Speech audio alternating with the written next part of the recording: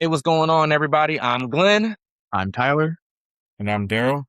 and we are the Channel Surfers, baby. Let's go. Welcome to the channel, everybody. Episode 25. Thank y'all for always tuning in with us. So this podcast is obviously about the Odyssey, biggest movie out right now before Spider-Man drops. Um, and it is Christopher Nolan's, for me, it's his magnum opus. So this podcast we're going to be talking about is spoilers. We are going to be getting into the movie, talking about what we like, what we didn't like, and things of that nature. So if you have not seen the Odyssey, this is not the podcast for you. But when you watch it, come back here and then let us know what you agree with and what you disagree with. But before we kick off that, first things first on this pod, Tyler, what is the best thing you watched this week? Are we allowed to say Spider-Man? Yeah. Okay, Yeah. then Spider-Man Brand New Day, Okay. obviously. Yes. I mean, it's really the only thing that came out between the Odyssey and now, so. Okay. But I mean, I gave it a 4. I give it a 4. I haven't rated it on Letterboxd yet, but I gave it a 4, which is, it's the same rating I gave No Way Home on the second watch, but I think it's better than No Way Home. But for like completely different reasons. I think No Way Home is closer to like a 3.5 than a 4, but it's still good enough to me. But I think, there's parts in here now like Tom Holland, his accent's better in this movie than it has been in previous ones. Like he actually sounds like he's, from New York and not just some random American accent that he has going on. I think the action scenes are a lot better. The swinging scenes are obviously better because they actually, have some, unlike John Watts, but it's cool. But shout out Destin Daniel Cretton. I don't think he's ever going to be able to do Shang-Chi 2 now because they're going to keep him on Spider-Man forever. But I don't know. I thought it was. I'm not going to really try to spoil anything because there's a lot of shit going on in this movie. But I enjoyed it as well. I gave it a 4 out of 5. I love seeing Tina from The Bear is in this. Love seeing that because I didn't know. That was fun to see her if you watched The Bear. But yeah, I gave it 4 out of 5 as well. I really, like I said, I really liked the movie. And I like the direction they went for sure, and everything they're setting up. Yeah, shit. I'm assuming we'll probably do a podcast on that next week. Yeah, that'll definitely probably be our very next pod because I mean this movie is a fucking monster. So yeah, they said it's expected to do 800 million this weekend, which we was laughing about box office. 800 million a week is nuts. It's ridiculous. Yeah, it beat to beat Endgame's opening Thursday. And I was having a conversation with Tony where I was like, I think Batman is the number one superhero, and then Spider-Man, then Superman, but DC is struggling, and they got 2 of the top 3. It's very clear Spider-Man is number 1. Superman probably has the most, like, he's up there with in terms of recognizability. Yeah. But like in terms of people really caring about his content and his movies and shows, like people don't care that much. Yeah. For sure. But like everyone can say, who's that? Oh, that's Superman. Yeah. Like that's. But Spider-Man, like, again, a solo superhero movie is outperforming Endgame, and Endgame was coming off of Infinity, where everybody was like, what's going to happen? So that's pretty crazy. If people really think that Doomsday is not going to do numbers, like, let's be so real. Yeah, that's great. Doomsday might crack $1 billion. This is my thought. Like, I'm looking at it and I'm like, because it's coming out at the same time as Doom, it's like, bro, can Doom beat Spider-Man's opening weekend? Yeah, I keep forgetting this coming out. Yeah, like, that shit's stupid as fuck. Okay, that's dumb as same. I mean, I feel like everybody's gonna see both, but I'm just like, not 900 million opening weekend. Like, can you beat that? They broke even. They're breaking even opening weekend. It's gonna be at the movies, boy. Golly. But I mean, it's Christmas time too, though. So we'll see. Darrell, what's the best thing you watched this week? I mean, I also saw Spider-Man, but I'll say we're coming up on the season finale or the series finale of Cape Fear. I mean, I don't know if anybody's been watching that still. I know somebody mentioned it, but I've been watching it. It's a stupid ass, not a great show, but it's kind of entertaining. Yeah, I've been disappointed. That's why I haven't brought it up again. Like I'm not disappointed. Did I have kind of high hopes? Sure, but it's sometimes Apple TV does that. It's kind of like Presumed Innocence. Like it's entertaining. Yes, everyone's fucking stupid in the show. Like for sure. In order for you to believe the show, you have to believe that everybody is stupid, except for Javier Bardem. Everybody's stupid as fuck. So if you don't mind that, then you'll probably really enjoy the show. I've got like the 2 stupidest children of all time. Right. Stupidest. They got the typical kids in the show that are just stupid, but they're even beyond stupid. From the bro, like it's just okay. We're not gonna spoil the show. But yeah, Cape Fear, and again, I had such high hopes because I did love the movie as a kid. But again, I'm watching it. I just had taken some time off. Yeah, but it's not that I hate. I don't think it's like terrible, but it's like there's parts where I'm kind of like I feel like you could have, not put all of this. I don't know. They're dragging it out a little bit too much. That's where I'm in certain at. areas. It's kind of weird. I don't know. Yeah, it's like what is it now? Because the season finales or series finales what 8 episodes, right? I think so. Maybe this was a 6er. This might have been a 6er. Yeah. I believe episode 8 came out today. Okay, yeah, this might have been a 6er. But again, I am watching it, and this segues into what I've been watching.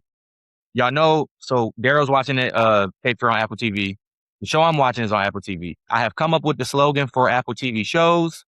This is it. Watch it this is what they say. Apple TV, watch it or don't. We don't care. That's their slogan because they are dropping so many shows. This show, Lucky, that I'm watching, came out of nowhere. I have never seen a single, even on Apple TV, which I watch all the time. I never saw a trailer for the show. This show has Anna Taylor-Joy, and it has the guy who plays Rafe, the brother, in Outer Banks. It has Timothy Oliphant. It has, and I forget the lady's name, but she is Beulah in the Dutton Ranch, the old lady. But listen, either way, this show is about a con artist. She's a con artist who learned from her dad, and they're on the run from the FBI, and she's on the run from like some gangsters at the same time, like a criminal organization, because she stole some money. And Anna Taylor-Joy is obviously, I really do like her, but the show is immediately you jump in there, like right into as soon as the show starts, you're in Vegas. They got all this money, couple, and then he ditches her. And then she's left to take the fall. So now she's on the run from the FBI as soon as she wakes up. I mean, it hooks you immediately, like again, and it's called Lucky.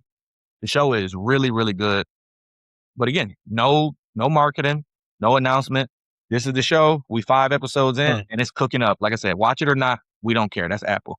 But yeah, for sure. So Apple TV, Cape Fear, Lucky, and then I don't got to tell y'all because apparently everybody's doing it. Go to the movie theater and see Spider-Man Brand New Day. I mean, we've all seen it already. Our next pod will be about it. Go see the movie. And I probably don't have to tell y'all. So without further ado, let's get into the other big blockbuster that Tom Holland is also in, and Zendaya and John Bernthal. It is none other than Odyssey. So far, the Odyssey has been out now for what? A week? It has already 2 weeks. It has already made $700 million worldwide, $320 million domestically. Letterboxd gave it a 4.5. That's what the overall Letterboxd score is. 94 on Rotten Tomatoes and 8.5 on IMDb. This movie is a monster. This movie is long. This movie is booked out till mid-September on IMAX 70mm. They're really just holding down IMAX. Christopher Nolan Warner Brothers is really looking at them like, godly, if we could just, we lost 50 million. Now we lost everything. Overall thoughts on the movie. Tyler, I want to start with you because I don't know what your thoughts are when we asked. I know, right? He ain't saying nothing. He literally said, I need to be with my thoughts. And he has not said a single word to us about the movie for 2 weeks. And I have just been waiting because I was like, I'm going to see on the pod. So Tyler. I was doing the same with your Spider-Man review. I was like, he hasn't rated it or nothing yet. And then I was like, all right. Did you love it? Did you hate it? Did it deliver? Give us what you think about it. Yeah, so in my mind, I walked out. I was like, I do love it. I did love it. Okay. I gave it, in my mind, it's a 4.5. I do want to watch it again, but just because it's such a long movie, so I'm like sitting on different parts of it. But like the only part that I mean, we're gonna get into this a little bit later, so I guess I'll save that for a little bit later. But I would say that there's parts in it that I was kind of iffy on, but overall, I mean, I thought it was enjoyable. It is long. It does not feel long. In certain sections, it does. Mm-hmm. And I know Darrell wasn't a fan, but but I know I thought it was a good time. I mean, it's a story most people have actually heard before. Nobody. I don't know why people are over here bitching about casting black people, and these people aren't real. They don't exist. Like they never existed. God. What are we doing here? Oh God. So, but Greece is, by the way, for people who are geographically challenged, Greece is right next to Africa. There's a possibility there were some black folks in Greece. Possibility. Exactly. We'll leave Negative Nancy for last. I did love the movie. It delivered for me. Overall, it delivered. There's certain parts where I did critique, where I didn't like it.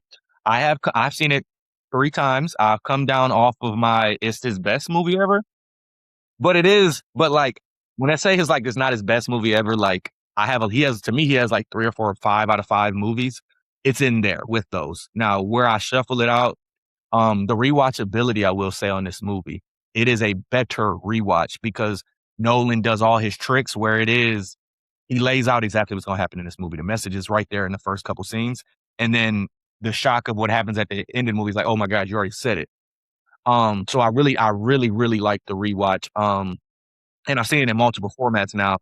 My letterbox rating was a 5 out of 5 though. Because the few things that I will say that I did not like, it doesn't outweigh what I did like. But we'll talk about those things later. And now we can get to his letterbox. I'm gonna let y'all know his letterbox review was I'm just happy everybody else.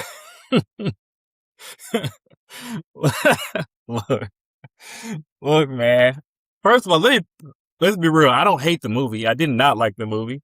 I did rate it a 3.5. And like you said, I'm happy. Everybody else is happy. I like Christopher Nolan. I am happy. I have fun. But this is one of the probably only times in my life when it's a movie that I wanted to like, that I should have liked, that everyone likes or not like loves, and I don't. And I have like FOMO. I got severe FOMO. I'm like, I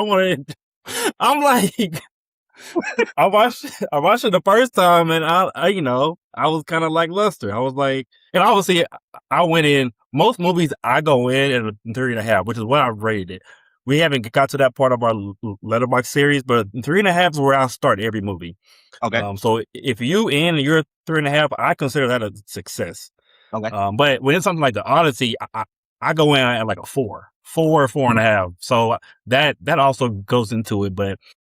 And then after the first round, hearing everyone talking about how good it is, obviously you are going to be dramatic as fuck. So I'm only taking what you're saying with a grain of salt. Okay. But then everybody else was also like, it was great.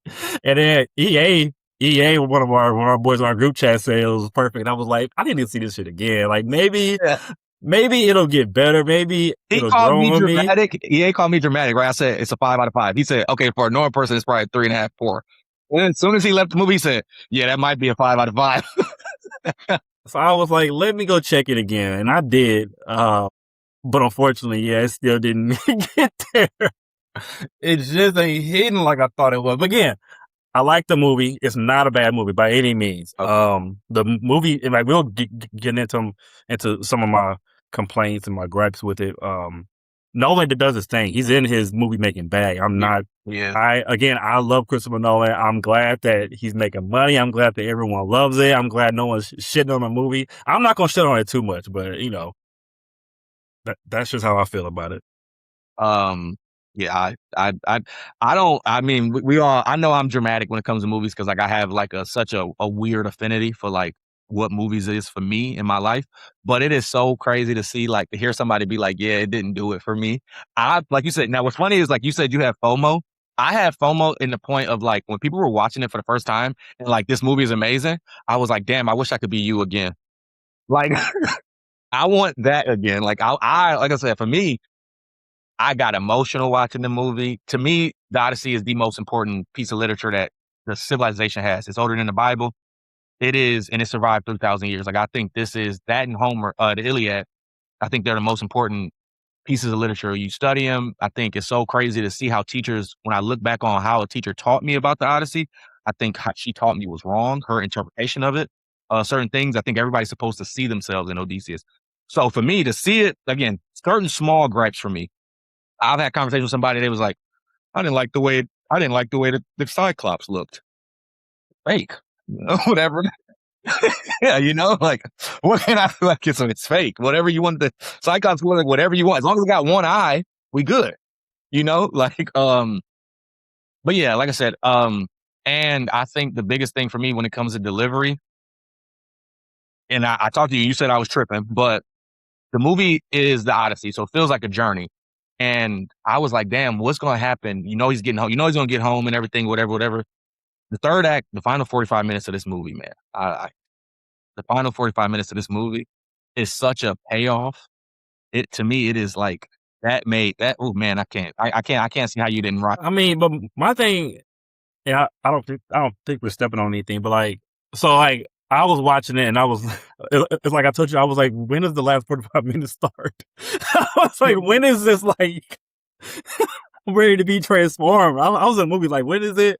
And then like, once it got to the point where he's like in his fucking home, I'm like, oh, we're in it. Yeah, the movie. And to me, okay. Yeah. But my thing is, to me, the payoff is more in the narrative. Like, it's more in the fact that, which we all know, Yeah. Odysseus comes home, he kills all his fucking suitors who are taking over his house. Like that's the payoff. But the payoff for me wasn't in the actual movie. Like, I wasn't moved by it. I was happy that, you know, in the story that he gets his revenge and all these fucking assholes who've been in his house get their,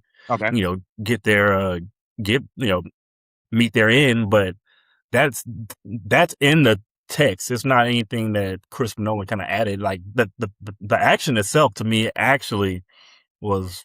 Christopher Nolan isn't the best when it comes to action. No, he's not. We know that his shit be looking very and 1 and 2 and 3 and 4. But I mean, so yeah, we're gonna keep further into it. So we got 3.5 from Darrell, we got a 4.5 from Tyler, and then we got a 5 from me, which is pretty much our personalities. Pretty much. Now, Darrell, you have a list for us. You have a surprise for us. So yeah, go ahead and take it away. Whatever this is. I got a list of just stuff that I took away from the movie. Like, some of his gripes, some of his just thoughts. So my number one, it says, maybe Tom Holland's just a bitch in real life. So I'm starting to think Tom Holland might just be a real life bitch. And I like Tom Holland. I like Tom Holland. I actually think he was pretty good in this movie. Yeah. But I feel like Christopher Nolan cast him because he was like, who's a well-known actor who I can cast who can be a man, but he's not really a man? And to me, I feel like if I was Tom Holland, I would be like, hold on, why are you asking me? Darrell said he played a bitch a little too well. I feel like Spider-Man always in his role, boy. He always a bitch in Spider-Man. I mean, I just saw the brand new day. He did kind of take a little step up. So yeah, for sure.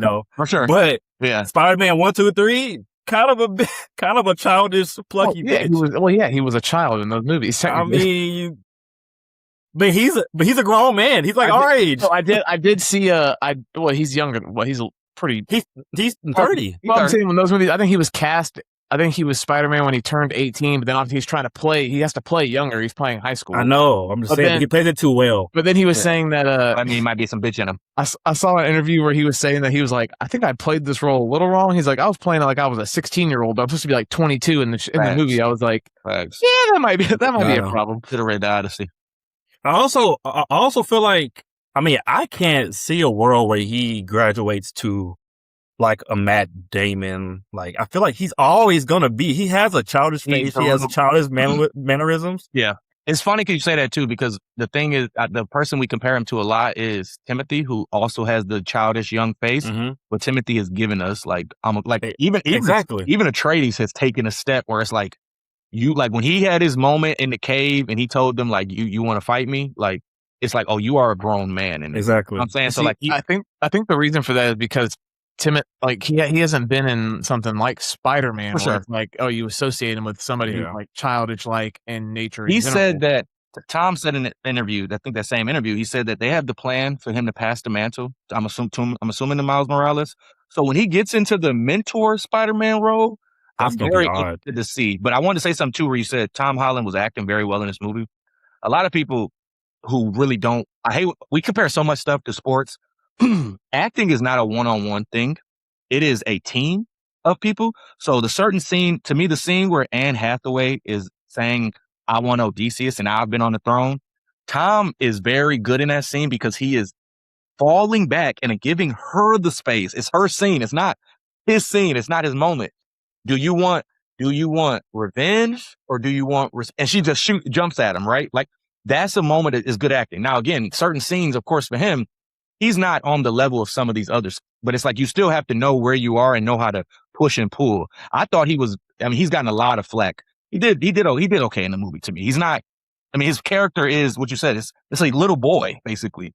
A little boy who barely becomes a man, and everybody else is grown in this movie. So again, but the bitch comment is funny because I do know what you mean. Where he is, we do need to see him be. It's so weird. I almost sometimes equate like Zendaya and Tom Holland to like, oh, they're like little childhood actors. Yeah. And it's like y'all are married, y'all are about to have children, y'all are in y'all 30s. Like no funny business. Y'all be fucking. And like, damn, I'll be looking at Tom Holland like, you got the Ken doll shit down there. Yeah, I also hate. I mean, I'm also kind of hating because he's married to Zendaya. That is spiritual path. I feel like that's not fair, but it is. It's what it is. And he British, so they like you. But I know. But still, go ahead, keep going with your list. All right, so number 2. I think this movie was miscast, but not for the reasons that most people think. Like, I don't have issues with Lupita. I don't have issues with fucking Travis Scott, even though he was pretty fucking stupid. I don't have issues with Elliot Page. Yeah. But there's a couple. The moment that I realized this movie was miscast was when my fucking guy showed up on screen, Jon Bernthal, who I love. I subscribe to all things Jon Bernthal, and he was on screen. I was like, why Jon Bernthal in this motherfucking movie as Menelaus? Yeah. Why? He's just Jon Bernthal. Like, it takes me out the movie, dog. He's doing the Punisher as Menelaus, and it doesn't work for me. Thank God, like I said, I watched Spider-Man, and he brought it back. Like, I'm all in on Jon Bernthal again, but that's when I was like, I feel like there's a couple like characters in here that just don't work for me. And it was that one, and the other big one was what's his name? I wrote it down somewhere. Hamish Patel, the one who plays Euryclus. You don't like him? You don't like his second in command? I thought. And he has a lot of screen time. Like, he does have a lot of screen time. Besides Tom and Matt Damon, I think he has the most screen time. For sure. He gives me nothing. No. To be a guy who's Odysseus' second in command, I have to believe this is someone who everybody else will follow. And he seems like a fucking accountant. This guy sucks. He sucks. I mean, no disrespect to him. But, and oddly enough, I feel like Jon Bernthal should have been in that role. I do. So I wanted John. I would have preferred John in that role. Now I don't know who would have been Menelaus. That's a different question. That could, maybe a Christian Bale, maybe one of your other people that you lean on. Cillian Murphy not big enough. Christian Bale, though. Some of the guys you lean on in the past. Tom Hardy. You know what I'm saying? Wait, that would have been hell. I would have hated that. But I'm about to get horny in this motherfucker. Tom Hardy. That would have been fire. Actually, but I liked Patel in the role, but I was like, Jon Bernthal would have been so good in that role.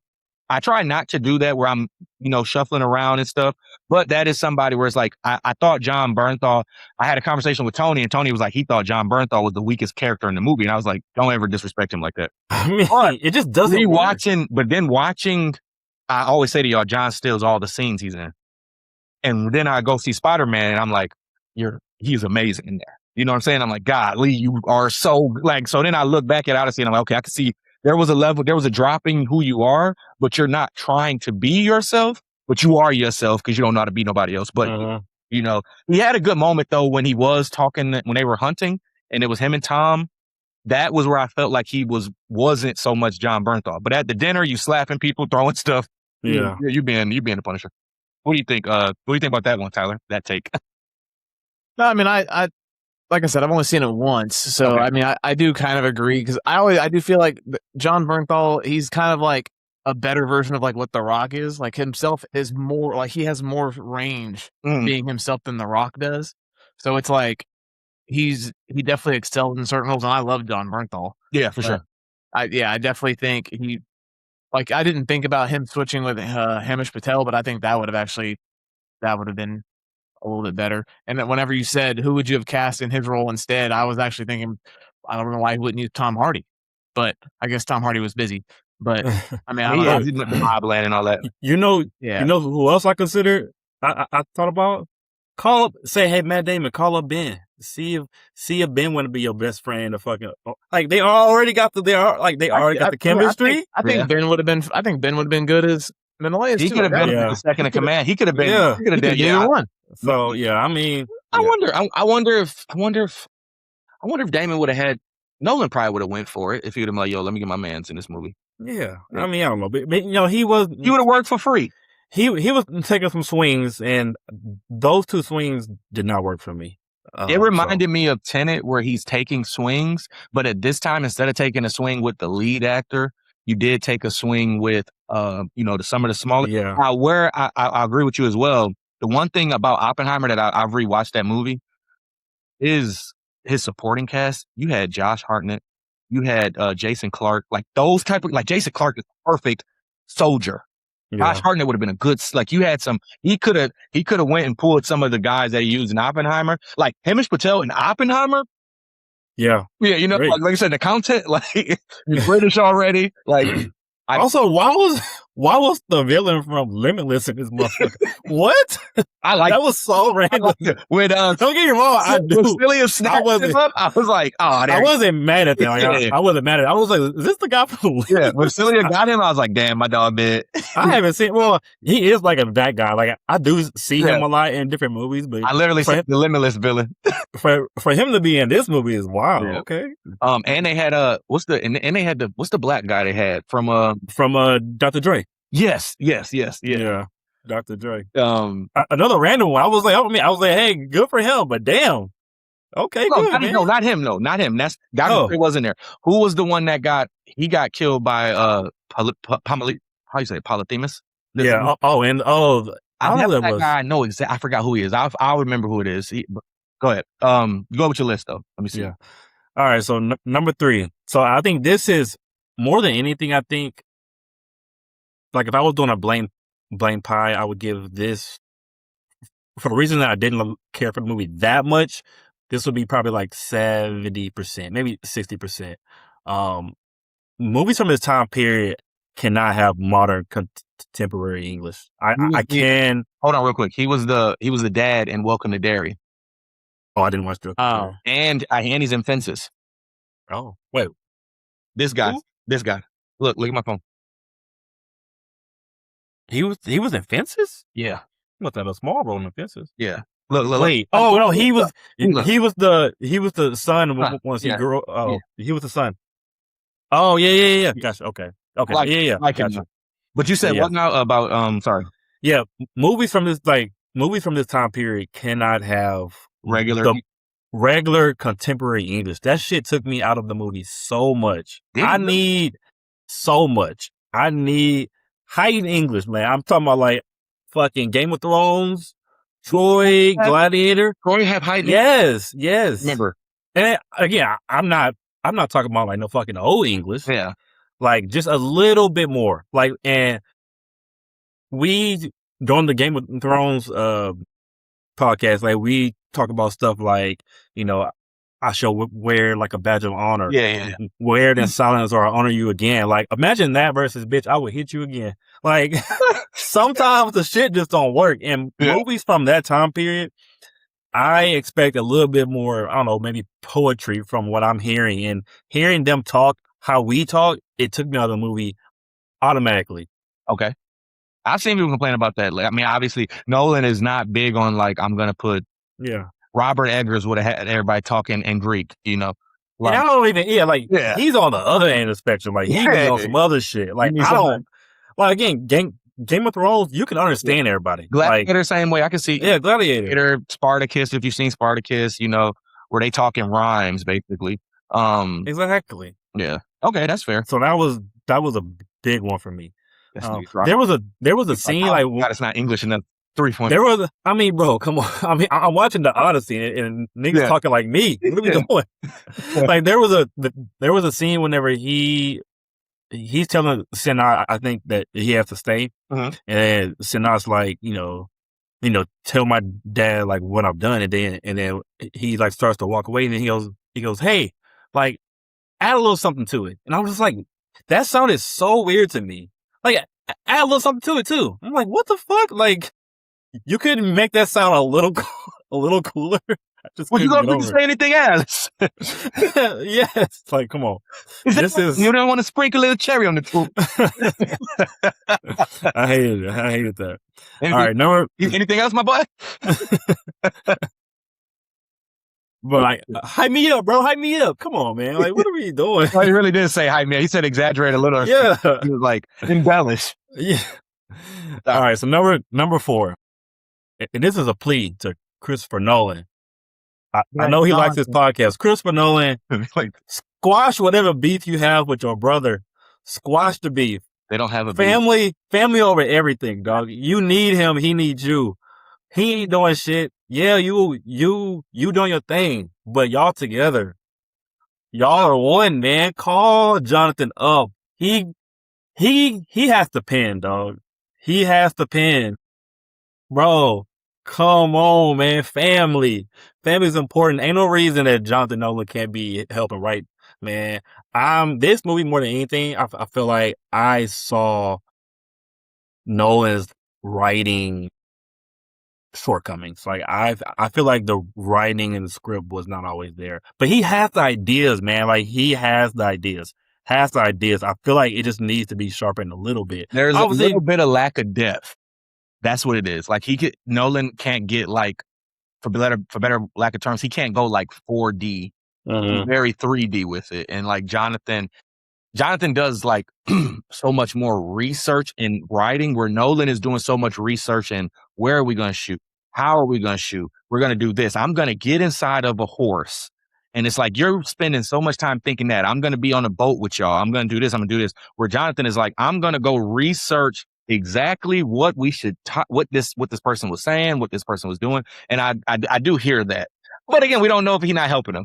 He could just be. Yeah, I mean, maybe I'm making that up, but it just don't make sense that they worked together all these years and then they just stopped. Yeah. Doesn't make sense. There has to be something else there.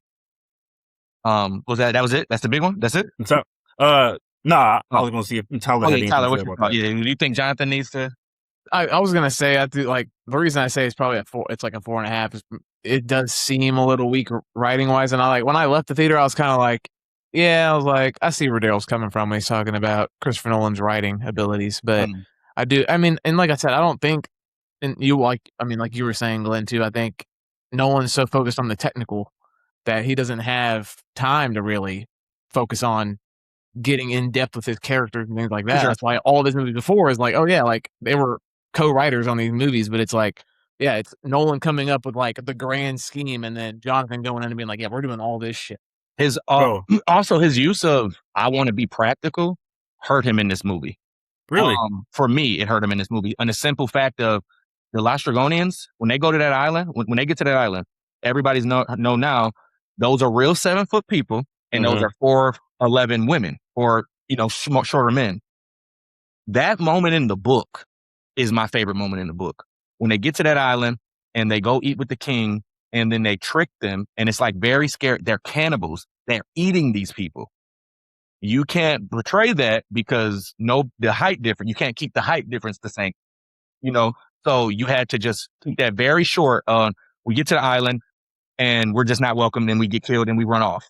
They shortened that one because obviously, again, when you're shooting practical, you can't do that. And then they shortened when he had to make the choice between syphilis and Scylla.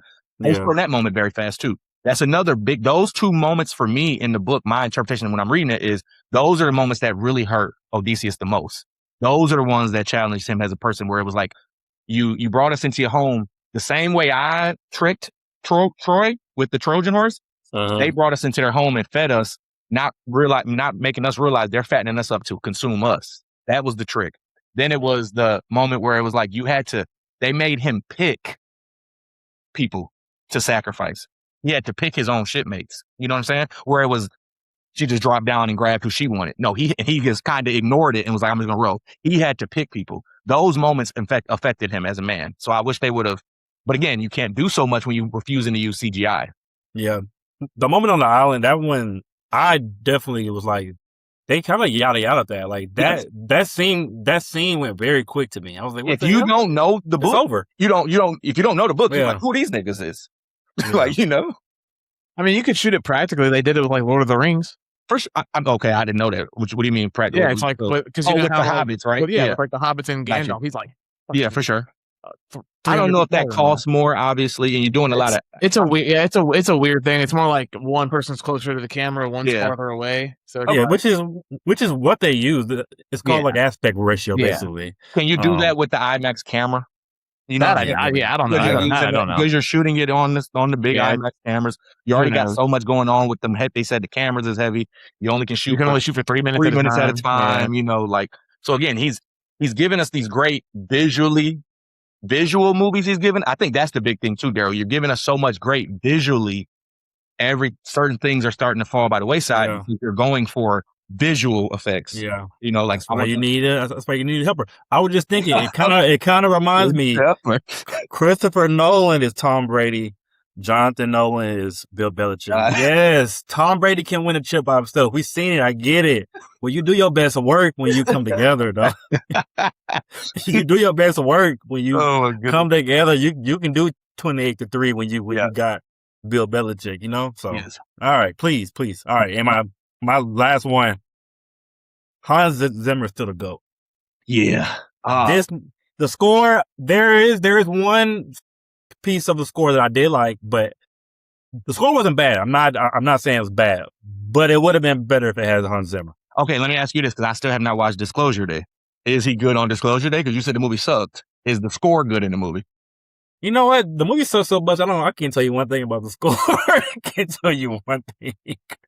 I mean, I don't recall the score being bad. I actually can't remember, honestly. Ludwig is taking the Oscar then at the end of the day. Oh, for sure. Yeah, he is gonna get the Oscar, even for the mere fact that he created fucking instrumentals and all, the shit like that. highs of Odyssey. Like, I've been listening to the soundtrack. The highs of Odyssey, the highs that he, like, specifically the Siren song, Odyssey, the Trial of the Bow. When they get to Hades and he's doing that little, that was fire. I was like, oh my God, niggas finna rap on this hoe. And then obviously, like, at the end, they actually did rap on that beat, him, James Blunt, and Travis Scott. Really? Yeah, that's the song that's closing at the end of the movie when the train. Oh, okay. Yeah. But my favorite thing about it when it comes to the score, him juxtaposing the bow, the harp, that is just, that was like some, man, like every time he strung the bow, the whole movie, like every time I was like, like my body, like it's, oh yeah, that was, yeah. But yeah, no, I mean, Ludwig has been, I wonder if there's almost like a I can't say complacency because he smoked sinners. He smoked sinners. But I mean, it's kind of hard when you're doing a specific kind of movie with Nolan where it's like you don't really need music in these movies so much. Like, the moments that needed the music, the Siren song and those, like, where music is vital to the scene, he cooked up. But the moments where it's like you kind of trying to decide what needs to be here, that's a hard thing to do, looking at something and like, you just play something here. I can't imagine that job. Yeah. My shit be trash. Like, tell me how you want the audience to feel. Okay, I'm going to come up with something for that. Hey, so you just, what you thought about the score, Tyler? Oh, it was good. I mean, I did actually watch Disclosure Day. I didn't think it was as bad as Darrell said it was, but it wasn't like, it's definitely nowhere near Spielberg's like peak though at all. Yeah. I think the third act is by far the best part of the movie, which is like they're doing the whole alien reveal thing. I don't know if everybody should know what it is by now, which all that was cool. I was like, that actually had me like, oh shit, I'm actually kind of intrigued now. Everything before that was a little uneven in my opinion, but we'll come back to that at a different point in time, I guess. This is about the Odyssey, but I think, like he said, Hans Zimmer is definitely the GOAT. He's still, because even in that movie, I mean, like, there's certain pieces that I don't know. I've only watched each one time, so I haven't really gotten to go back and like study them. But I do remember more of the score from Disclosure Day, but probably because I've watched it more recently. Okay, but yeah, I think it's a lot since I watched it. And I do think. I mean, obviously, like Ludwig has like Siren song and all that. Like he has some peak moments, but I do think that since the Odyssey is so much more of a hyped up movie, that he's probably still going to take the Oscar for it. My thought too, my gripe with that is Nolan does have this whole thing, and even Jen talked about it. And she's not really a movie person, but she was like, I don't like that he is a royalty person. Like, cause it's like, you're going to make these big movies, give actors a chance, like give other people a chance. And it's like, I get it. You want Ludwig or you want Hans. First of all, you haven't used Hans in a couple movies. So now you're just not, like you said, You didn't. I think they got some beef too. I think. Yeah, he just beefing with it. Like maybe it's a HBO, maybe it's a Warner Bros thing. But it's like you gotta like. I get Hans was busy, and like you, it seems like him and Ryan are just going back and like obviously Ryan does whatever Chris is his mentor, so it's like y'all are both just bouncing back and forth with Loic. Ryan's never gonna make a movie without Loic. He was his college, they met in college. Yeah. So it's like we're only seeing two people do these movies. I would love to see somebody else who maybe there's somebody who's like, I love music and I have an affinity for the Odyssey. You know what I'm saying? Like, I wonder what somebody else would have done. Because again, I think Ludwig's sound is getting very similar. Like, he has a calling card. He has then you throw Travis Scott in it, and it's very Travis Scotty in it, like a lot of the music. So, because I'm sure he probably was sitting there like, oh, let's do this. Let's add a random, what's that shit called? Auto-tune, so. Straight up. For no reason. Yeah, so it looks like the reason they're not working together at the moment is because Zimmer chose Dune over Tenet, which not a terrible career decision. For being honest. Yeah, so it seems like ever since then, Nolan been feeling some kind of way. See, well, I mean, you think about it, he holds a grudge, bro. He holds a grudge. Like it's like, bro, like Dune. You want me to not pick the movie that Star Wars is based off of? I mean, my thing is like you got to think he probably also at this point doesn't have time right now. He literally backdoor disclosure day with Dune 3. Like, I think he's doing Dune 3. Busy. So that's Darrell's list. That's his gripes with the movie. Moving into this, we'll start with you, Darrell, because I'm very curious to this. What is your favorite scene in this movie? So my favorite scene is the moment when he comes back to the house and he meets with Penelope. Okay. Like, yes. So you get that scene. You get the moment with him finally getting to be face to face. She doesn't know for sure that it's him, but she's kind of starting to figure it out. And then you also get the reveal that, this is how he feels about this is what really happened at the Trojan War. You get the reveal that the Athena that you're seeing of Zendaya is actually from someone who they killed at the Trojan War. Yeah, and she's haunting him. And you get the reveal that what else? You get the reveal that they're the Greeks are really just the people of the sea. Like all of that, which is, by the way, all stuff that Nolan came up with. Like that shit is not from the book. That was so fire. That reveal was so fire. Yeah, I thought that was my favorite scene. Like even more than the actual action scene. Yeah, but the action scenes took me out of that when it comes to like rewatching it a few times. The action scenes are so silly. I mean, you know what I'm saying? Like Matt Damon being on the ground fighting on his back like an turtle. But like that scene, the reveal of that. For me, my favorite scene is obviously, like I said, that whole final third act, from the moment they talk to each other and everything happens there. I really like that part. And he's talking about like, what if we broke Zeus's, main law, obviously. Zeus's law, yeah. But I like in that moment, that scene for me is also my favorite scene simply for the fact, well, no, I'm sorry. I'm not gonna say it's my favorite scene. My favorite scene, without a doubt, is the siren scene. Nolan, when they talk about like some camera shit, I was like, this is elite. Him with the wax, when they put the wax in, and I'm in the Dolby Theater, they put the wax in and half the theater goes dead silent, like it's muted. And like you can feel it in the Dolby. So it was like, boom. And then they do it again. The muted music and the screaming and then his voiceover of what the siren song is, and the quote of, it is the thing you want the most, and then you realize the thing you want the most is what you've already lost, is the way they did that. The way they did that was absolutely fire. Like I wondered how they would do that, the siren song. And they keep it. I thought he did so well just keeping that so short. Just let's get right on through it. One person jumps and let's just keep it going. And it's like I love the score in that moment. Love the score in that moment. Love the way he used the camera effects and everything with the sound editing, I guess. That to me, other than the scene you said where you do get the big reveal that Athena is not Athena truly. You know what I'm saying? Like, and the sacking of the city and all that.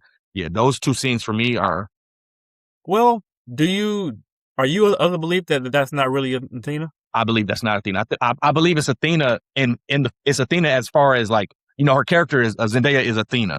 But to me, Zendaya is she's presenting herself as the maid in the temple that they killed. Yeah. So so you think Athena the god is presenting herself as a random woman. Yes, but because some people feel like that's just a figment of his imagination. He's just traumatized, and he, you know.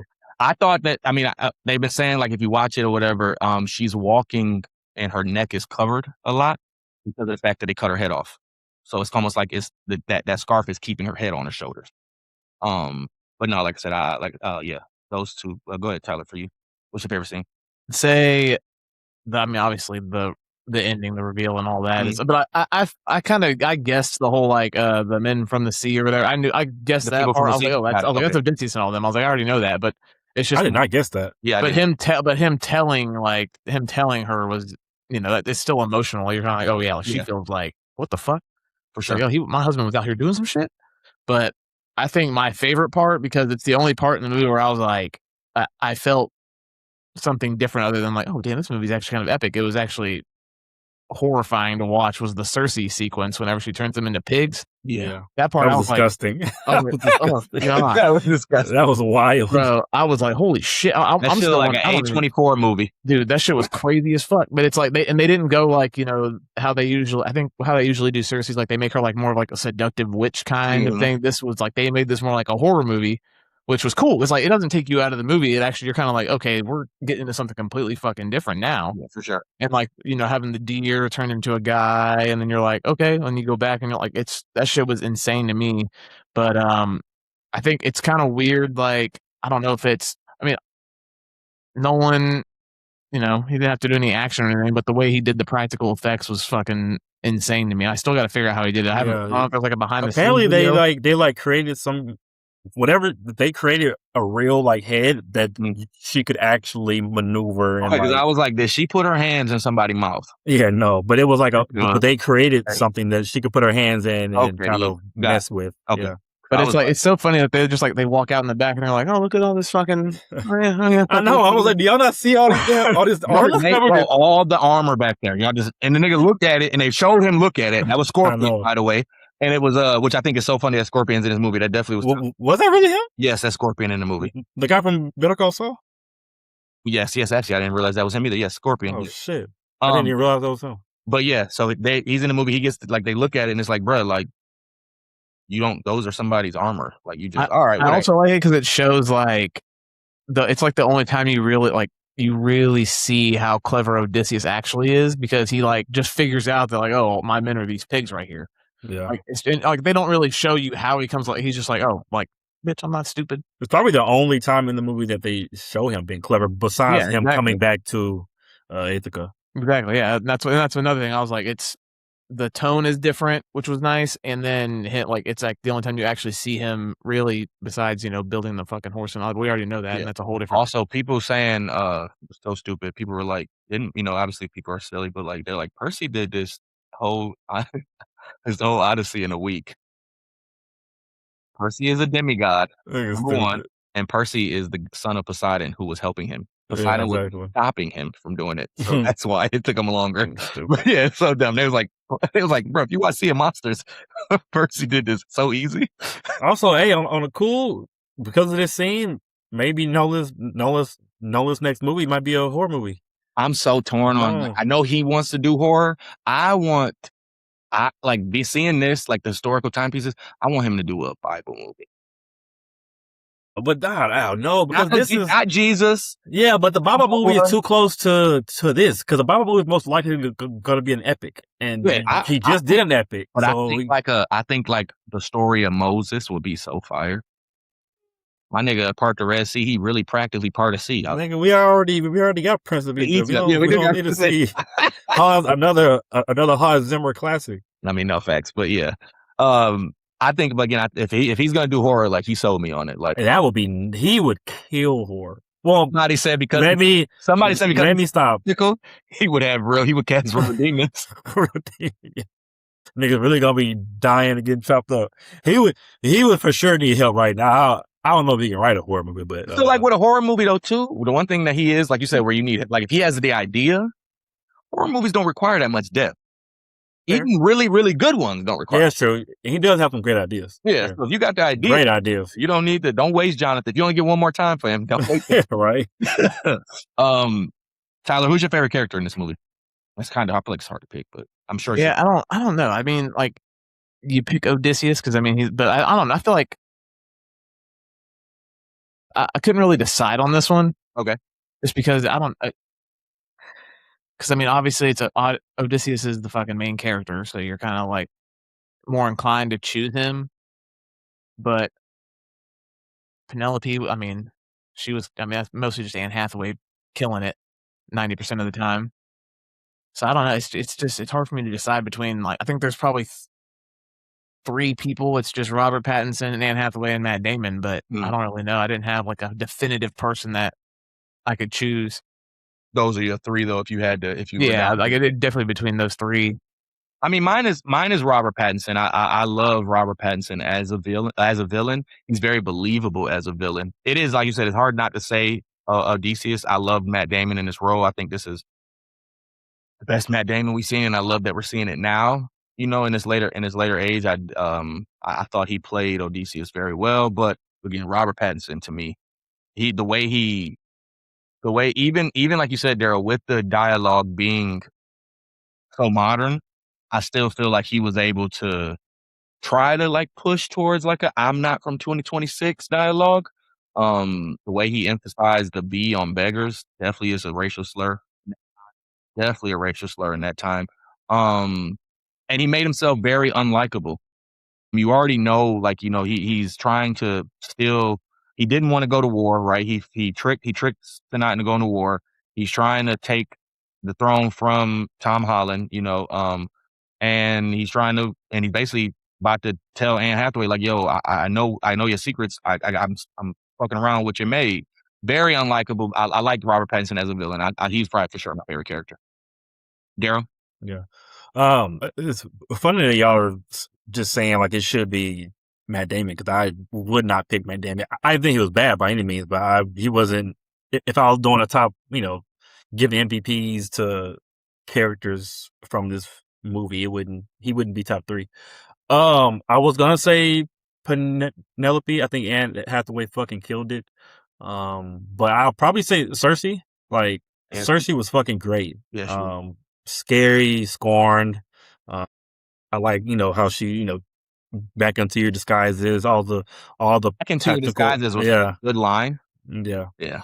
Yeah. I would definitely say Cersei. If I was gonna do a top three, it would be Penelope, Cersei, and probably Continuous.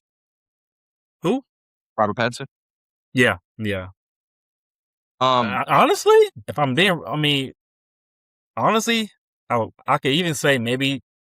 I know some people shit on Tom Holland's character in here or his acting, but I don't know. I thought it was good, and also we hadn't talked about John Leguizamo. He's my MVP of the movie.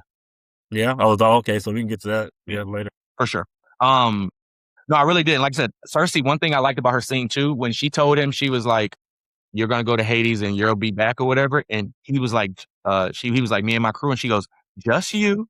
And she didn't look at him. She was just like, just sitting there, like, this is your future. Like, you know what I'm saying? I really did like her. Also, I want to say, even though we didn't mention it, a favorite scene or anything, when they opened the doors to Troy and Benny Safdie is standing there. That was tough. Boy, all the flack that they got about the armor, my nigga is cooking in that armor. That was the shot of the movie. Like, if you were gonna take one still, it would definitely be that one. Standing there, and boy, it's like I'm walking your trap, take over your trap. Like, that's literally what it looked like. Like, I got my niggas with me, boom, and we bought. And yeah, that was fire. So yeah, what didn't work for you, Tyler, or what would you have changed in the movie?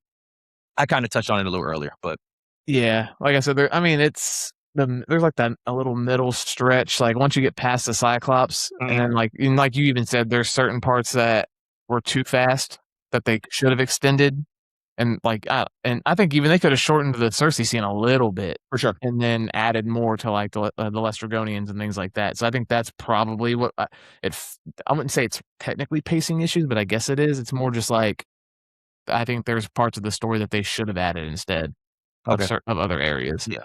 That's like I said, for me, that my whole thing is, I even tweeted about it. If you take a couple minutes from Polyphemus. You take a couple minutes from Cersei. You take a couple minutes from going to Hades. Did you really need to have a full conversation with Agamemnon? No. And then, like you said, did you need to say, bro, what else you want to say, my boy? Like, just say it all at once. Did you, and then when they're, with the oxen, that they was there sitting there, like showing them, like, obviously you want to show that they've been there for a long time. And that's why they did eat and try to sneak. But all those, if you take a couple of minutes from those, we can get them on, again, but that practical, we can get them with the Leshgronians and we can get them with Scylla, where he's having to pick.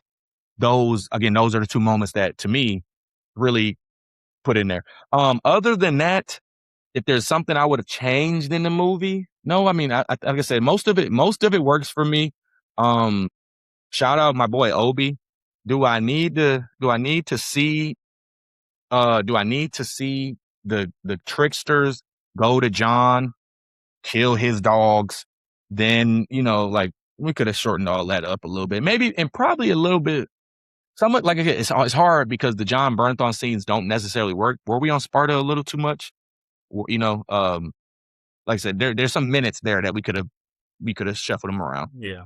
So, oddly enough, for a long movie, it actually, even though I don't love the movie, it actually doesn't seem.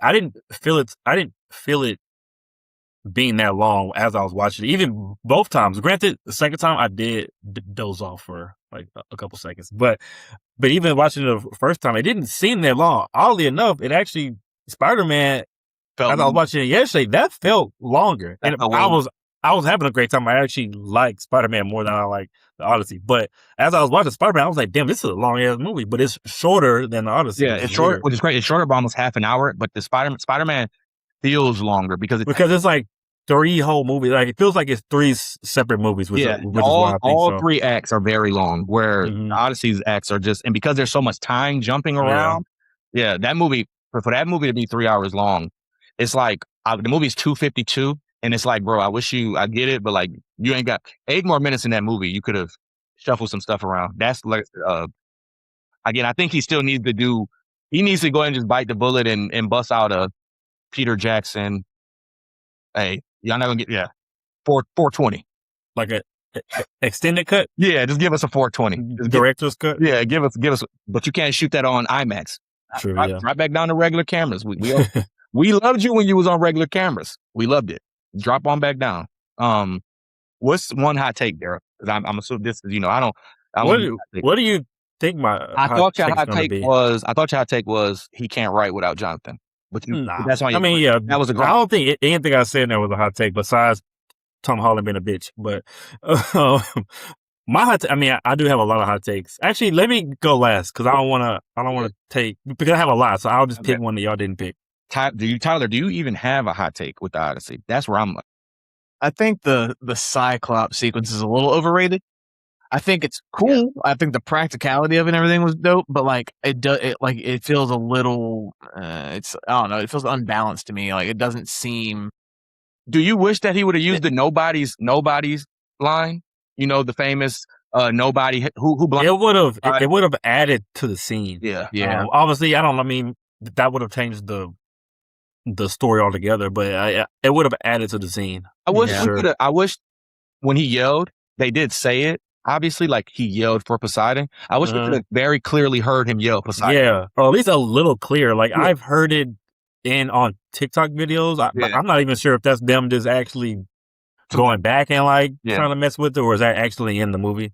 Again, like I said, it's cool when you see it after the movie. Wow, you really made a puppet, and it's like, that's cool. I don't get why you so anti CGI though. I don't. Don't get me wrong. It looked cool. Yeah, it looked great. Yeah, the fucking sound that fucking Cyclops made, nuts, crazy sound design. I just feel like I feel like that scene needed something else, which probably would have been the nobody piece of it. My hot take is, it's hard. It's because it's not the movie. It's not how it is. I would have liked a little more. It's hard to say because it sounds stupid, because it's like, go watch Troy, go read the Iliad. I would have liked a little bit more on Troy. I would have liked this a little bit more on Troy. And I would have liked a little the way he did the time jumping on with Calypso is cool, but I think it would have worked. I think Calypso's part would have worked better in a continuous shot. That actually is one of my. I didn't add that to my list, but that also is one of my biggest issues with the movie. I don't like the narrative choice to have all of his journey told by Calypso. him telling Calypso and trying to remember. Yeah. What do you remember? Yeah. What do you remember? What do you remember? And then they go back and show. Like that seemed kind of odd to me. I didn't like that part. I wish they would have did the clip. They could have. I feel like I get his choice of trying to find a way to narrate it in a from a Odysseus's point of view, because that keeps you off the trail of these are the people of the sea. But Calypso, that's a big part. He was there for 7 years. You know what I'm saying? Like, that's a major point. And it feels like that they could have put that somewhere else. It should have been all together. And I don't know. I don't know. I don't know how to do it. I'm not a director. I don't know how you do that scene, but I think that scene would have been a little better if it wasn't that way. That's my hot take, I guess. So go ahead, run through yours. Okay. So, well, yeah, y'all didn't hit any of mine. So my hot take was gonna be, I think Troy is a bit. Okay, look. No. Okay, look. The Odyssey is a achievement on movie making. Absolutely, it's epic. The cast, it's amazing. I enjoy Troy a lot more. I would rather from this point on to the rest of my life, I guarantee you I will watch Troy more than I watch the Odyssey. But it's a different. I mean, yeah. I think Troy is a better movie. It is a fighting movie. More enjoyable movie. Let me say that. That's like saying I'd rather watch World War II movie versus a nigga going. Yeah, but here's the thing: the Odyssey doesn't have to be actionless. It's the Odyssey. You could have put really good action in the Odyssey. Yeah, you could have. Like it's not like it's a story about two men in a room speaking. It's the Odyssey. Troy is all. I mean, yeah. Troy has his own issues too, though. But I mean, it's too Achilles center. It's Troy. Fuck it. I mean, I love. I mean, it's called Troy, but it's a movie about Achilles. It's Achilles. It's not. Yeah. I'm also higher on that movie than most people. I love that movie. I love that movie. I love that movie, but it's not better than Odyssey. All right. But my other hot take. It has its own space. My other hot take. This movie would have been better if you cast Christian Bale as Odysseus than Matt Damon. I heard that on The Ringer too. And also, you cast Christian Bale, you can probably do more heightened English, because he has a little accent to him. Christian Bale as Odysseus. He has the physicality. He has the, obviously he can act. He can do all the emotions. I feel like, and don't get me wrong, I love Matt Damon. Matt Damon's great. Matt Damon, would it be too much? It would be Bruce Wayne and Selena Kyle. Great. Love it. Love that. Great. Love that. I like Christian Bale, and I listened to, I think Chris and them said the same, like Sean Fantasy and all them on The Ringer. I think they said the same thing, and they kind of pushed back on it. It's hard. Christian Bale is such a different actor. Matt Damon can do things that Christian Bale, show me something where Christian Bale can give like somber sad, and it looked good. Mechanic? No, I'm sorry.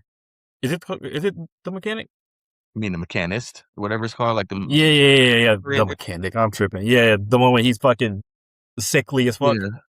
It's hard to see because I like Christian Bale. Christian Bale is a great, great actor. Damon can do certain things to where, though, it's like you feel with Damon. Like, I don't know. Because again, he has, maybe it's we grew up with Damon and, the Good Will Hunting charm that he has. And when he's sad, it's like, damn, like you feel his guilt. Christian Bale just, it's hard. I said the Mechanic. It's the Machinist. Machinist. Yeah. The wrong job, man. Yeah. Tyler, what do you think about that one? What do you think, Christian Bale? I mean, I know you're a Bale guy too, though. Yeah, I mean, I think he's a great actor and everything. I think it's hard to tell. I think Christopher Nolan's been trying to get Damon like a leading role in one of his movies because he's already been in what? He was in Interstellar. He was in Oppenheimer. He's now I think he already gave Christian Bale 3 movies. He's like, True. So I think that's just what he does. Like, that's fair. I don't know what he's probably just like, I'm done working with Christian Bale now. He's trying to do something else. And for what his vision was, I think it worked better because, like, he wasn't writing to do the whole like old English type thing. He even said he's like, I made everybody speak English because he thinks that the audiences would connect with him more. Which It's so funny. it depends on who you ask. I'm like, sir, we all watched Game of Thrones. I feel like we could have handled a little something. Yeah, some people just hate that shit. They're like, I don't know. Maybe they get enough of it with Game of Thrones. Who knows? But I mean, it's hard to say. Like either way. It's hard to say. Like if you pick, is this a movie where Tom Holland should have? I mean, not Tom Holland. Where Christopher Nolan should have leaned on his Cillian Murphy, his Christian Bale, his Tom Hardy, the guys you always cast. Should you have chosen to not have them in this movie? Should you have pulled Robert Downey in for another movie? You know, hey, Tom Hardy should have been in this movie. Tom Hardy. I didn't even think about that. Honestly, I don't know why. Cillian, I see not being in this movie. Obviously, you just worked Cillian to the bone. You could have gave him a small role, you know, but Tom Hardy, this movie, when it comes to muscles and actors, and Tom Hardy this is a movie for Tom Hardy. Christian Bale, this is a movie for Christian Bale. I mean, those are your guys. You know what I'm saying? Like, and I like, but again, I really, really like Matt Damon in this movie. I really do. I like it, especially his Christian Bale can't do that scene at the end of the movie. He cannot do that scene at the end of the movie. When he's talking to Penelope, Christian Bale. I think he absolutely can. I cannot see Christian Bale doing that scene. I find it interesting that he didn't bring in like all his A-list like favorites, you know, because it's his big epic like magnum opus type movie. Like he didn't do what like Tarantino would do, where he brought in Leo, Brad Pitt, all the like he didn't do stuff like that, which is crazy. I think this is, if you're gonna do it in a movie, this is the one you would do it in. It's like I said, it's weird. This was a movie where it was like, you know what? I took some swings with Tenet. I'm going to make such a big movie that the movie's going to be so big anyways. I can take the swings with the characters I pick, you know? And that's why I'm pretty sure that was his thought process behind it. But go ahead with your next hot take. All right. My last one is, so we did the Nolan part last week, and we all pretty much have the same kind of top movies. So you have Interstellar, Inception, Prestige, Memento, The Dark Knight. Yeah. I think we might have had The Dark Knight Rises somewhere, or I think that was like 7. Yeah, it was like 7 area. But we all, I think I had Dark Knight Rises at 6, and then I would put the Odyssey after all those movies. To me, it's not a top 6 Nolan movie. I would put it over Batman Begins. I'd put it over Oppenheimer. I'd put it over Following and Insomnia. You put it over is it over Oppenheimer for you? Yes, yeah. So it's over Oppenheimer, Batman Begins, Dark Knight Rises, Tenet. I don't think it's not over Dark Knight Rises for me. I'm just not. I really enjoyed Dark Knight Rises. To me, Dark Knight Rises is a 4-star movie, maybe even 4.5, because I really fucking enjoy it. But I would say it's a bottom half Nolan film. Now I am gonna watch this movie again in Denver because I'm gonna see it in the true format. They have the theater when I go out there. Also, each one of those tickets, by the way, one ticket to that movie is $35. I was like, oh my God, they make it. If you go on a date, that's a $7 movie. Just with no snacks. But that's all I was like, wow, that's crazy. For me, it is not going to get in the top 3. The top 3 are never going to move. I feel like he'll never make a movie better than Dark Knight, Interstellar, or Inception. He will never make a movie better than those 3. This movie is better than Memento. I just watched Memento because Jim wanted to watch it, and I just watched The Prestige. While I love both those movies, Odyssey is better than both of those movies for me. It probably is going to be supplanted. It's probably going to sit at 4 right now for me. Now, I know, Tyler, the difference in our list, for everybody's list, Tyler, you had The Prestige at number 2. Where does it fall for you on the list? On a quick, you know, boom. Because obviously we all had Dark Knight 1 and you had Prestige 2. And I think Inception 3 was you. That's you. I think those. Yeah, I had Interstellar at 4, Inception at 3, Prestige at 2, and I had Dunkirk at 5. I'd probably put it above. Oh yeah, I'd probably put it either 5 or 6.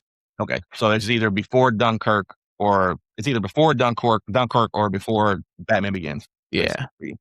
Okay. I forgot Dunkirk. It's not better than Dunkirk. For me, it's not better than Dunkirk. So, okay, before we get to MVP of the movie, I want to ask you this, because based on that, we know Nolan says, I'm taking some time off. You've made a movie every 3 years for the last 12 years.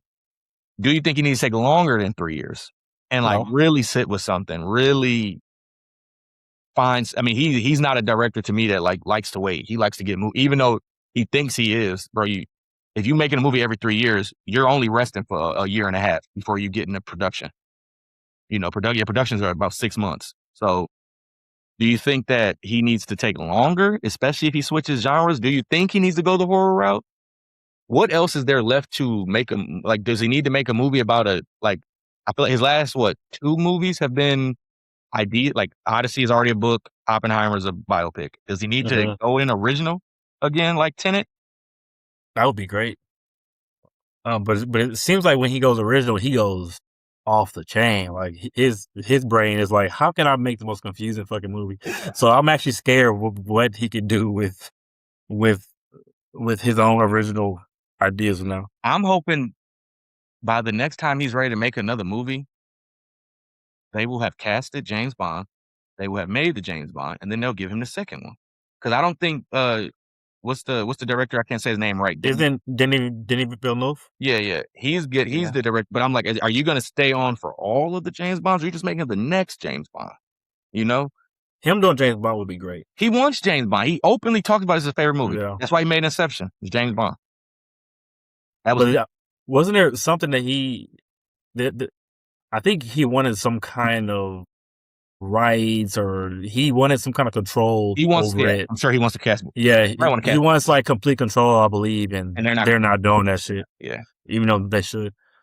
I mean, I think he's done everything. I think horror will be insane, and obviously, and the thing about horror is that one, I don't know if any horror films have been filmed in IMAX yet. I don't. Well, besides Sinners, which is that'd be terrible.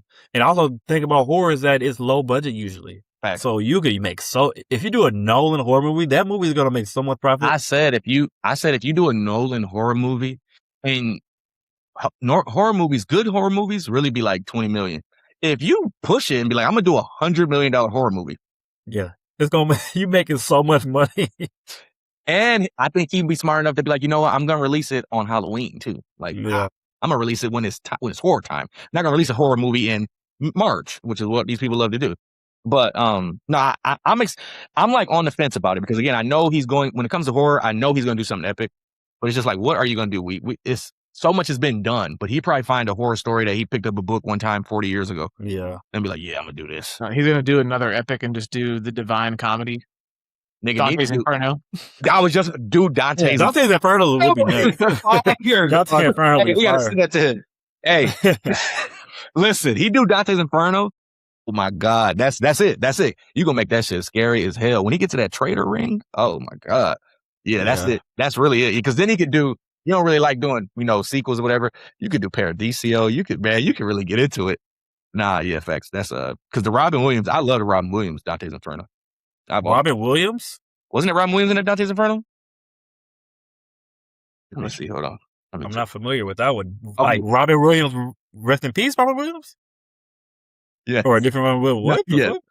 What is, while I look it up, what is, Tyler, who's your MVP of the movie? Same as everybody else's, I would assume. John Leguizamo. Dreams May Come is Dante's Inferno, by the way. What? So what Dreams May Come. Have you ever seen it? Really? That's based on Dante's Inferno. It's inspired by it. Yeah, who's yours, you say? John Leguizamo as Eumaeus, for sure. Yeah, that's my MVP of the movie as well. He's not in a lot of it, but it's like, I don't know, it's just, he's like the comedic relief, in my opinion, because everything he does is just like, some parts of it are funny, but then he also has like one of the saddest parts in the whole fucking movie. So it's like, I feel like he balances it out fairly well too, and he's just a very small part, but I mean, I think the way Leguizamo did it, like he makes his loyalty feel like it's lived in, like he's actually, like committed to it, which is hard to do sometimes, which I thought was pretty interesting, and he did a really good job. What's the Ringer? The Ringer does the rewatchables, and they have the Dion Waiters heat check. And to me, like this is the movie that would be like the every scene he's in. For me, when I said that Nolan sets the story, John is the one who sets it. He literally tells him, why do you string your bow before you hunt? He said to give him a fair chance in a fight. He said, it's not a fight, it's a hunt. Damon touches back on that. This was not a war. This was a hunt. We were hunting them. And he said, you are so clever. Your clever mind is what is going to get you in trouble one day. And his clever mind of doing the Trojan horse, breaking Zeus's law, and then being clever enough, we're going to blind the Cyclops, and that pissed Poseidon off. Your clever mind is what got you in trouble. Those moments, like that set the whole story. Because you're clever, like, and I love that scene with him. I love the scene where he tells Tom Holland, you're moving too fast. You can't even see me. You know, like, I don't need to see, I can hear it. And then obviously, even like you said, comedic relief, him being blind and being like, did he win? Did he win? Yeah. Like, hey, on a cool, why they had him killing puppies? I didn't quite understand that. That's the way they did back then. Remember, I mean, think about 300. Think about 300. They used to throw babies off. They used to throw babies off. You know what? Killing a dog is way worse than killing a baby. You sound like them folks. I actually don't care about dogs that much. I was just trying to be white. Intelligent. Yeah, all right. He's like, hell yeah, brother. But it's like if you watched like 300 or whatever, you know how they're like, oh, the kid has like then they just throw him off the cliff. That's basically what it is. That was a wild way to start off. Well, yeah, it's supposed to be beloved. It's so funny to see people be like, I hate that scene. And it's like, bro, like, it's not real. Yeah, they're not real puppies. It's just like, yeah. Oh, and if they are real puppies, they're okay. They probably got thrown right into somebody's arms.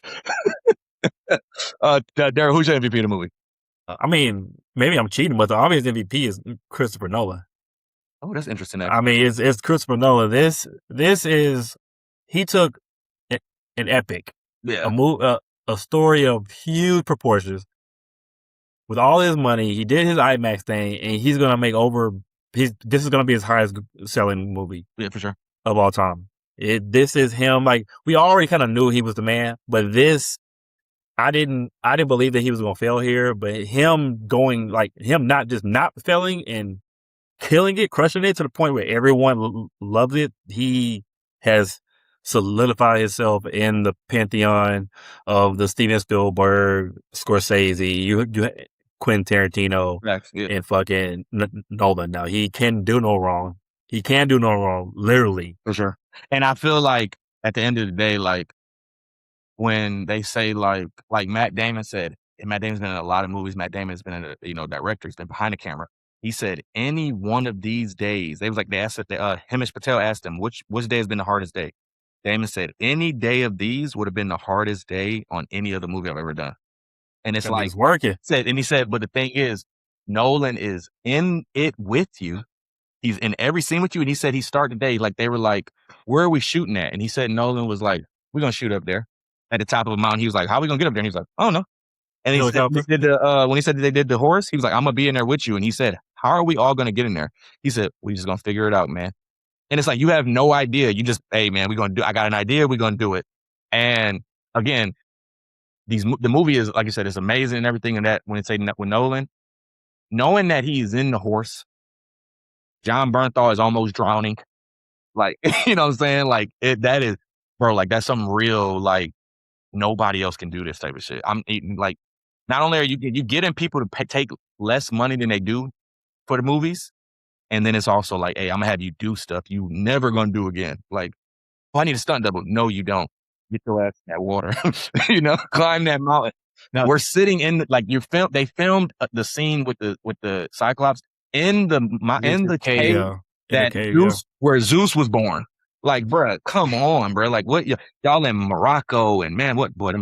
I must have a blast. Talking about the horse, I thought when I watched it, I actually was like, oh shit, that was actually pretty smart. It was whenever they fucking stab it in there, he like immediately grabs it and wipes it off. I was like, what's crazy, I was like, did that nigga not feel the tug? Like, bro, you gotta be soft with it. Yeah, I was like, bro, he only had, and I was like, did his hand get a cut? Like, he grabbed the blade, dude. Nah, that was crazy. Yeah. Also, it was so funny because they was like, who carved that horse? They got because the one in Troy was so like, and it was like, who carved that? But yeah, no, like I said, this movie is amazing. Everybody loves the movie except Darrell, but Darrell's happy for all of us. Mm-hmm. But yeah, so make sure y'all go see Odyssey if you have not seen it. If y'all have seen it, go watch it again. Tell us what y'all think. Tell us what y'all disagree with. If y'all more lean towards the naysayers like Darrell, who don't love Christopher Nolan like we do. Who found Darrell found out watching this movie, he had an epiphany like, yo, you know what? I like Jonathan Nolan. I do. I was like, damn. But yeah, so before we get out of here, what's the one thing? Obviously, we've all seen Spider-Man, so we can't use that, which is hilarious. What's the one thing y'all looking forward to watching this week? I ain't got shit. I'll say probably the new episodes of Ted Lasso. Was that already out? It comes out Wednesday, but I mean it's the only thing that's coming out. Okay, cool. Between now and I have two. The Cape Crusader season 2 just dropped on Amazon Prime. I love it. I didn't even watch first season. Great show. I watched a couple episodes. Yeah. Super fun. I'm absolutely excited to see that. And I'm finally going to go see, which I've heard great things about. I don't know if either one of y'all saw it. Nobody's talked about it. I'm finally going to see The Invite. I've heard absolutely amazing things about it. Yeah, I have too. I looked up showtimes and it was only available for like one day at Cinemark. Actually, Letterboxd sent me you know how they be saying like the free screenings? Yeah. They sent me one for that a couple weeks They ago. never send me any. How do you get them? Cause you're not a A-list nigga like me. Okay. And speaking of A-list though, AMC does have some showings. I can see if I can get a ticket and just send it to you. They're really strict about it, but who cares?